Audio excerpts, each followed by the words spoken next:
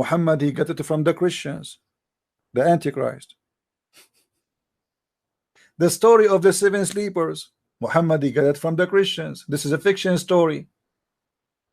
The seven sleepers, you can search it in the internet. The seven sleepers is very famous story written by a Christian bishop from Syria. It's just to encourage the Christians who they are under discrimination that don't worry, we will be victorious. It's a fiction story. Muhammad, he copied the story, he put it in the Quran, and he claimed that Allah is the one is speaking about those youth Christians. So Muhammad, because he's a false prophet, he copied whatever come his way. It doesn't matter what is in the way. Muhammad, he chose it. The story of Sulaiman, the story of Luqman, the story of Moses going in the fountain of youth, the story of Al-Khadr who drank from the fountain of youth and he will never die. This is why he always green. Actually, Al-Khadr mean Mr. Green. Why he is Mr. Green? Because he drank from the fountain of youth. When Muhammad he get those stories, all of them they are copy.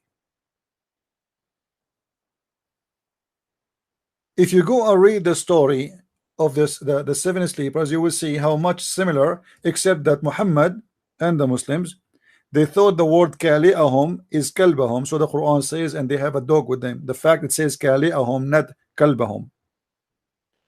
Even in many Islamic interpretation, they say it is not kalbahum, but there is an error in the scribe, which means when they wrote the Quran, instead of writing kali'ahum as it is in the Christian story, they said kalbahum, because all of us we knew that in Islam the dog is dirty.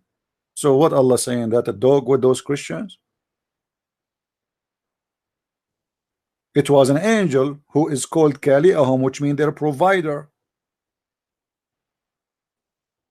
If you go, just to give you more examples of Muhammad copying from the Jews and copying from fairy tales around him, not necessarily just the Jews, everybody.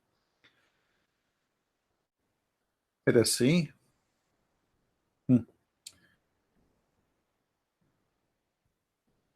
Look at this story. Look at this story and the madness and the stupidity of this false prophet. Muhammad, remember, he claimed to be a prophet. How a prophet of God he would say such a thing? This is a strong hadith. This is not a shish kebab week. This is Sahih al-Bukhari, hadith number 3400, and I can find you the same stories in many books. You will see here speaking about a guy, his name is Al-Khadr, who drank from the fountain of youth, and this man who Allah sent Moses to him to learn from him wisdom. And you will see right away how the name of Moses appear in the story.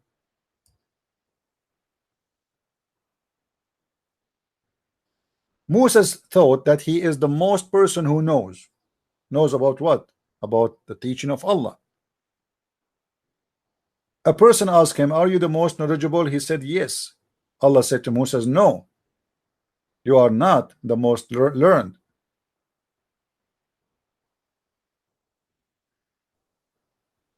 You are not. Moses, he said, who is more knowledgeable than me? He said, our slave, the Khadr, is more learned than you. Moses, he said, how I can meet him? And then the story continue, and you will see a very funny, stupid story about Moses. Allah told him to take a fish with him, as the Quran story says. And when you lose the fish, because the fish will come back to life. Why the fish will come back to life? Because the fish will drink from the fountain of youth and come back to life. Because this is the fountain. Whoever drank from it, he come back to life. You see the story?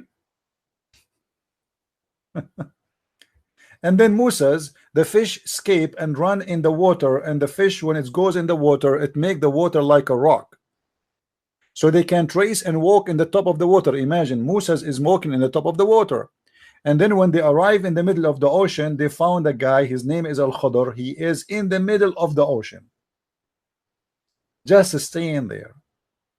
You see, it says they follow the traces of the fish in the ocean. Have you ever heard of somebody following a trace of a fish in the ocean? How in the world we can follow a trace of a fish in the ocean? Why? Because the ocean turned like a rock, solid rock, wherever the fish go. So they just walk. They did not even take a boat. They were walking in the ocean. All those stories Muhammad is copying from people around him, mixed with the legend of the Jews. The story of Al-Khidr is a story the Jews they learned when they were captured in Iraq by the Assyrian. In Iraq and in the Persia, there is a very well-known story about a guy, his name Gilgamesh, and about a guy who his name is Al-Khidr, who searched for, searching for life and fountain of life. And this story is exist in many cultures. Actually, the movie, which is exists today, the Caribbean, the part of the Caribbean, you will see there they are speaking about the fountain of youth. This is how much this story spread all over. The same as the flying horse of Suleiman. If you remember, when Muhammad he entered upon Aisha and he said to her, what is that? She was playing with dolls. He said to her, what is that? And he saw between the dolls, he saw a horse have two wings. Muhammad he said to Aisha, when she was playing with her dolls, the prophet who married a child, he moved the curtain and he said, what is this? She said, she did not say actually my doll, she said banati, which means my daughter. Among them he saw a horse with wings made of rags. This is what Muhammad started teaching the Muslims. Look what this happened here. Aisha is a child. Aisha is a child. And Muhammad, Aisha here is, by the way, she is at the age of 14, not exactly like a little baby as before when he married her. So now she is getting into the youth age. She's 14. And ask, what is this I see among them? She replied, a horse. He said, what is that it has on it? She replied, two wings.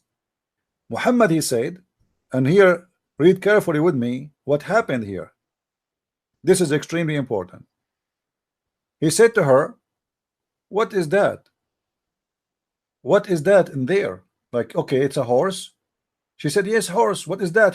She said, a horse with wings. He said, a horse with two wings?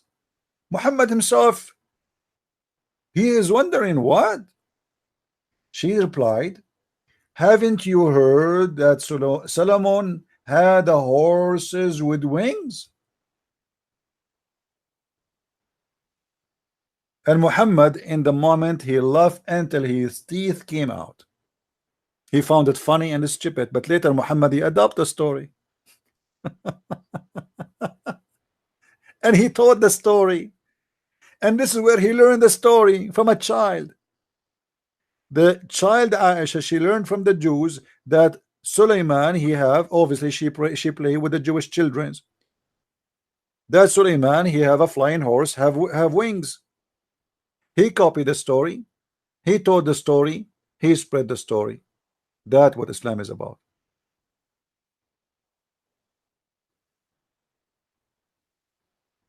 One more thing before we finish this video, so you can download it. Muhammad was praying in a funeral. Read carefully with me. The Messenger of Allah used to pray, stand up in a funeral until the corpse is buried. A learned Jews, what happened here? A learned Jews, which mean a rabbi, once passed by him and said, this is how we do it. The Prophet sat down and said, act differently from them. And this is a very clear proof that Muhammad is a false prophet. If the prayer of Islam is coming from Allah, why in the world Muhammad he will change it in a second? Just because a Jew, he said to him, this is how we do it. If I am a prophet of God and now I'm teaching you how to pray, where Muhammad is getting how to pray? Supposedly the Muslims they say that Jibreel he taught him. Okay, so Jibreel taught him that he should stand in the prayer when he pray in the funeral. A Jewish is walking by. And he just said, this is how we do it. So what the problem with Muhammad? Why he is asking the Muslims, ordering them to act differently, and he sit down immediately? Read carefully here. The Messenger of Allah used to stand up during the funeral prayer. Used, which mean all the time, for a long time. He never changed it until a Jewish guy, he said to him, this is how we do it.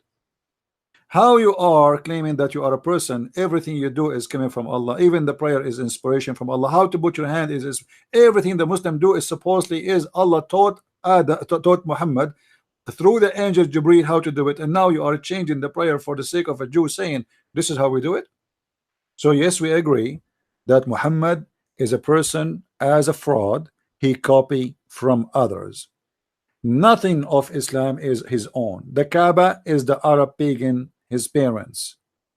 They kiss the black stone before him.